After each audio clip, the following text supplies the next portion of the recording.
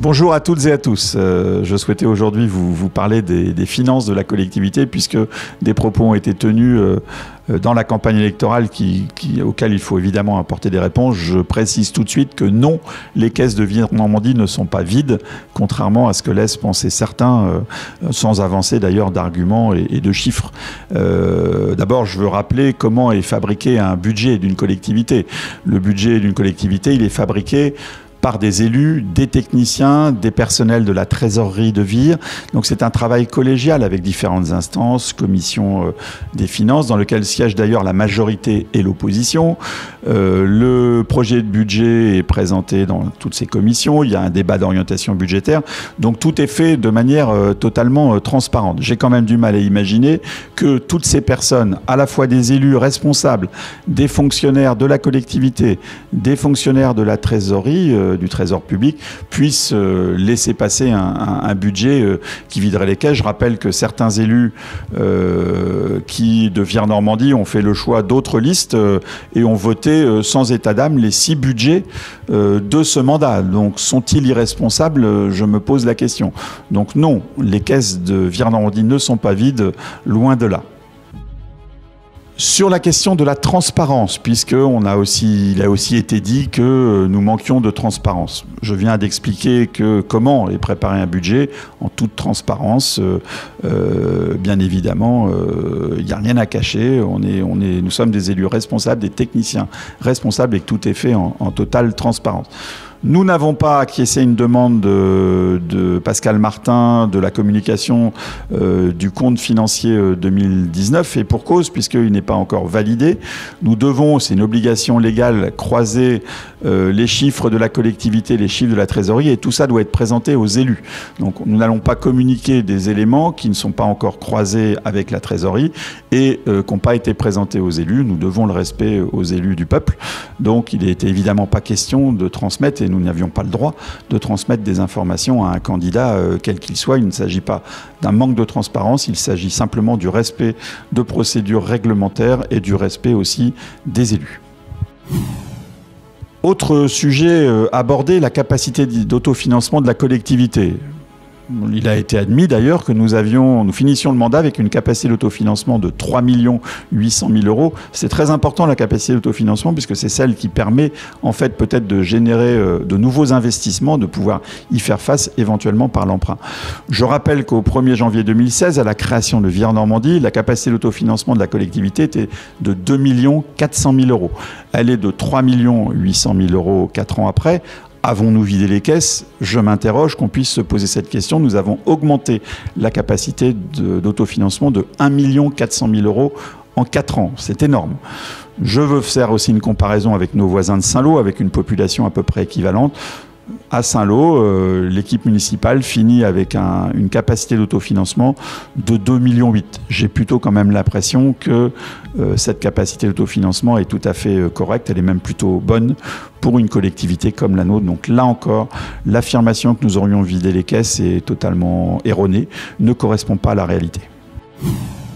Une autre information d'un candidat, voilà, en campagne électorale, tout est permis, je dirais, ce qui est fort dommage, c'est de dire que la collectivité aurait à rembourser à l'État un trop perçu de dotation d'un montant d'1,9 million. C'est totalement faux. Je me demande d'où vient cette déclaration.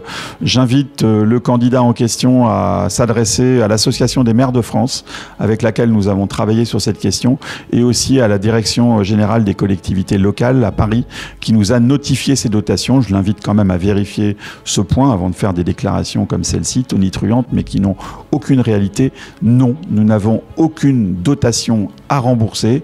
Tout ça est acquis. Nous avons effectivement 1 900 000 euros de dotation supplémentaire chaque année grâce à la création de Vire-Normandie. Je m'en félicite. Les élus ont fait un bon choix qui donne des moyens supplémentaires à la collectivité. Nous n'avons rien à rembourser. Je ne sais pas d'où vient cette affirmation. En tout cas, elle est totalement infondée. Il est regrettable que dans une campagne électorale, on puisse jeter des choses comme ça sans aucun argument, sans aucune vérification. Des choses qui sont totalement totalement inexacts. Je m'interroge véritablement sur le niveau d'expertise des candidats qui se livrent à ce type de déclaration totalement inexacte, qui ne repose sur aucune réalité. Concernant la stratégie d'investissement de la collectivité, c'est vrai que c'est un mandat sur lequel nous avons beaucoup investi parce que nous avions les moyens de le faire et parce que les besoins du territoire le nécessitaient. Tout ça s'est fait, je le rappelle, sans augmentation des taux d'imposition hors lissage.